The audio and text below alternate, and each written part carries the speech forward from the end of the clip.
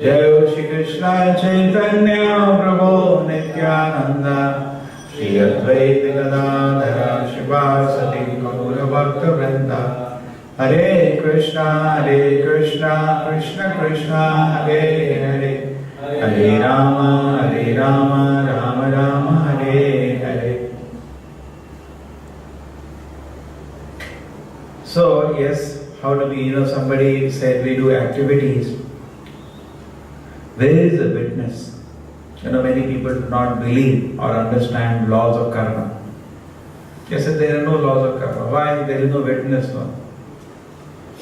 Lord is a witness. Where? He is there situated in everybody's heart. He is inside every atom also, but He is there in your heart also. And Anumanta and Upadishta. Upadishta is overseeing all your activities. And He is sanctioning. Sometimes He is not sanctioning. And he's not just sitting and sleeping there, he's watching it every moment. Matra Smriti Jnana Vapohanamcha. He is giving you knowledge, He is giving you memory, and He is giving you forgetfulness also. He is giving you fresh knowledge, and He is giving you memory, Smriti, Mata, Smriti, some memory, which we already know, and He is giving you forgetfulness. He is making you forget. That is His capacity. He is there, situated within the heart. Every moment He is there with you. In fact, Srimad Bhagavatam says, by understanding that there is some, even many big scientists, they said that they were trying to solve certain riddle, like gods or so many, and suddenly the riddle appeared to be solved. I got an idea. Many times we also get that, all of us. Suddenly we get an idea, let me do like that. And it is something, he said, I cannot step by step construct this idea. It just came out of nowhere. Why don't you do like this? It happens sometimes. You're looking for something in this way, thinking serious, suddenly you get, might be this way I do, it will be very nice. And then you go, this is a miracle. I never thought about that. How can it come? When step by step you cannot develop. So therefore, Lord is there with you. Anybody can perceive, provided he is introspective.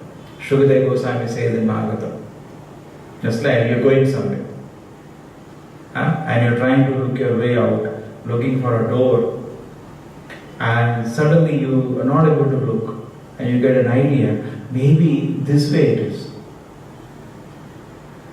Scientists generally, all this thing, they throw aside and they just have invented one word, intuition. Doesn't mean anything. It's just a humbug word to hide their atheistic tendency actually. We're not talking about all the scientists, but generally now today, the modern word, intuition.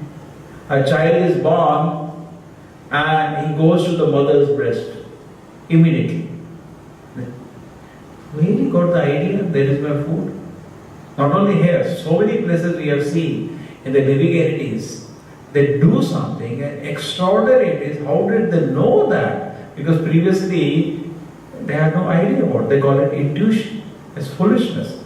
It is just like the chance theory they have, another cheating propaganda. You ask them, how was it the beautiful creation has come? By accident. Just imagine. How people are so foolish to believe all this. Accident things happen. Accident, the mind can be done. No.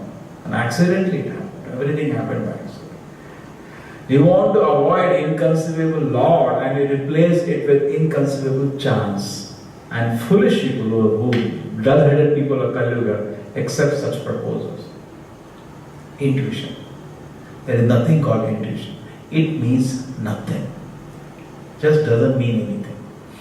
Prabhupada said it is not intuition, there is something else. What it is? Either he had a previous life and experience of that.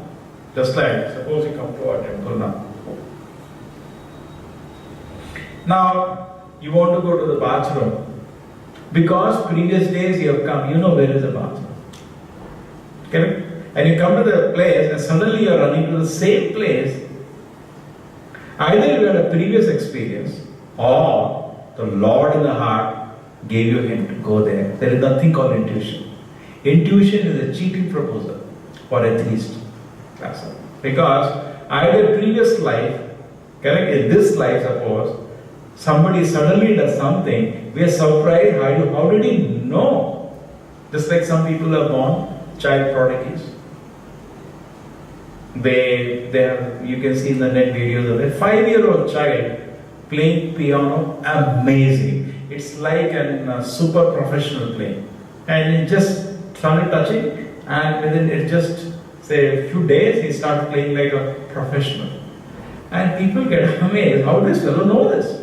How did he come to know this? So they say intuition. There can only two things. Either in the previous life he was a super piano player, so that memory is there in the mind, because you carry the mind, you don't carry the gross body. Today we have a very wrong understanding of the mind. They say it's a brain. No. Brain is not the mind. Brain is the hardware which the mind uses sometimes. But brain is not the mind. There is body, mind and soul. All three are different. Brain is part of the body. Mind is separate. It's a subtle instrument. It's a subtle energy of the Lord. They say we understood this. Actually they have not understood anything. They should take information of Bhagavad Gita, Krishna is telling, and save time.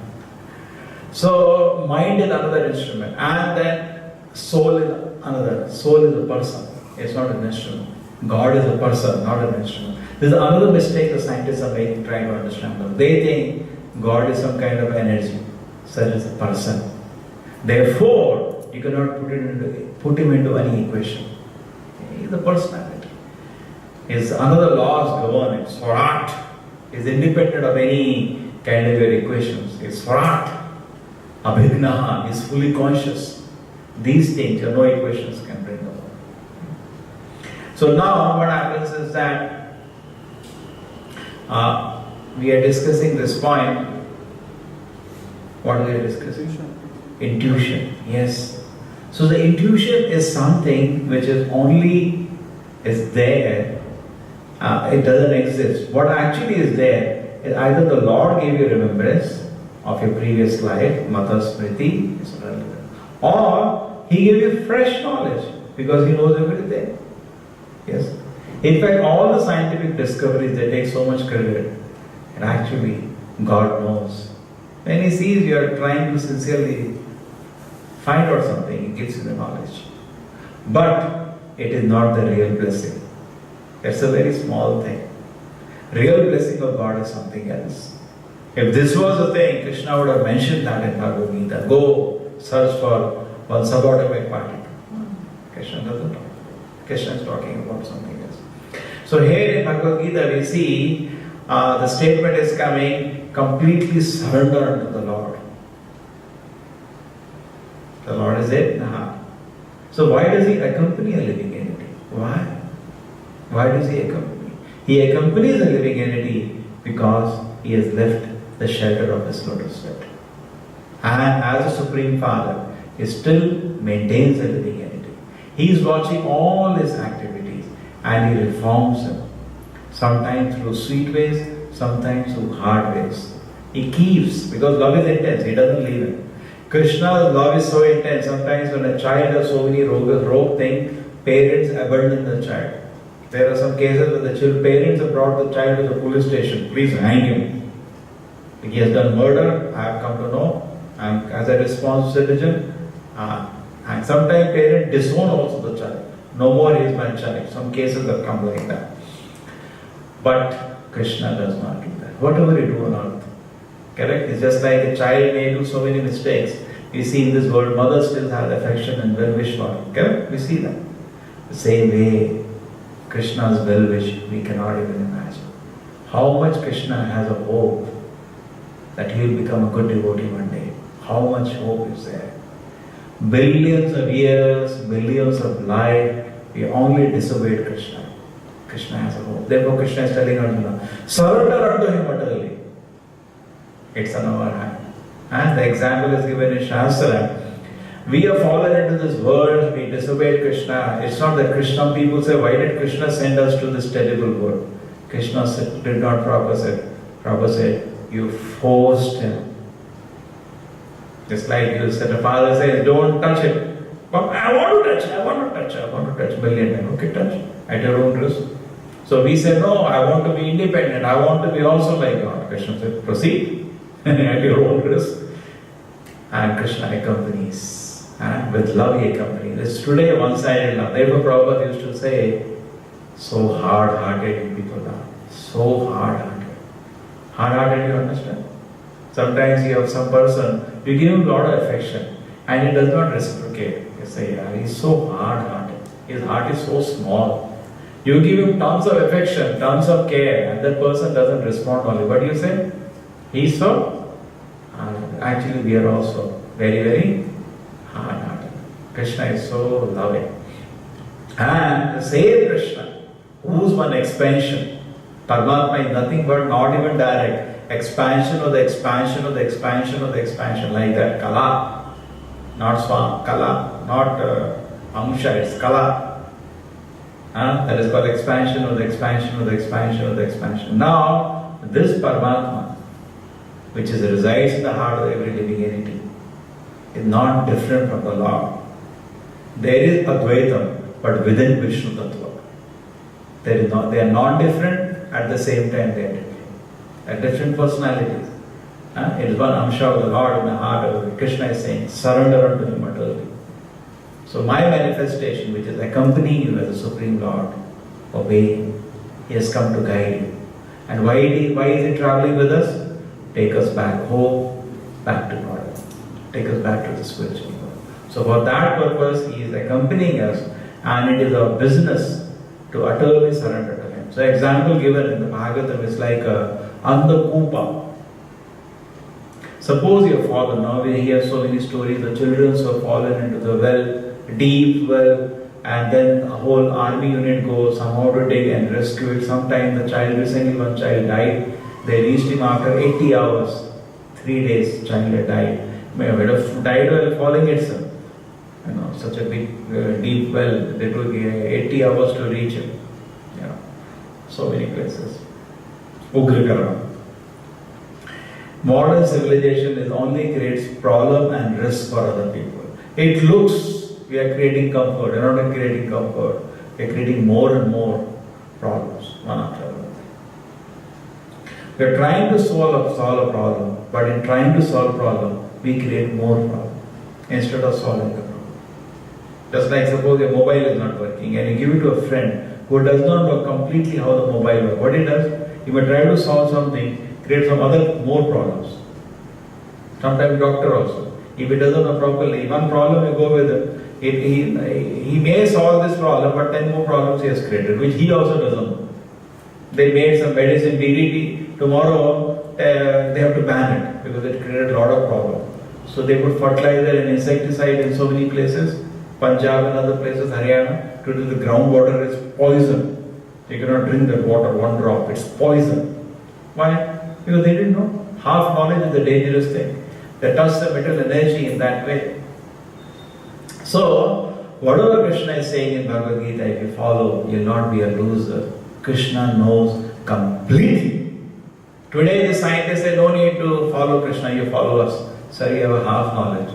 Half knowledge is a dangerous thing. If I follow you, so many problems will come tomorrow. Correct? Why not I follow Krishna? It will never be a mistake. There was once some devotees, and what happened was they were selling books, Bhagavad Gita in America, and they were a little pushy. You should buy this, like that. Sometimes it happens, we become over enthusiastic. But what happened was, after all that, one lady who was pushed too much, she wrote a letter to Prabhupada. Prabhupada, I came to know your address, I sent a letter to you. See, your disciples are pushing too much. So Prabhupada writes a letter back to them. I'm sorry, sometimes in neophyte stages, devotees are little over-passionate in presenting things.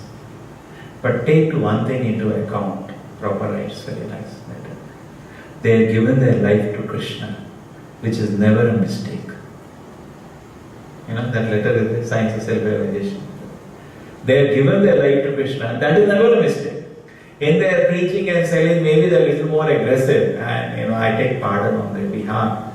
But as far as they have given their life to Krishna, which is never a mistake.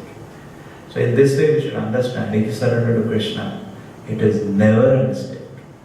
That is never a mistake. And even if you fall down, it's not a mistake.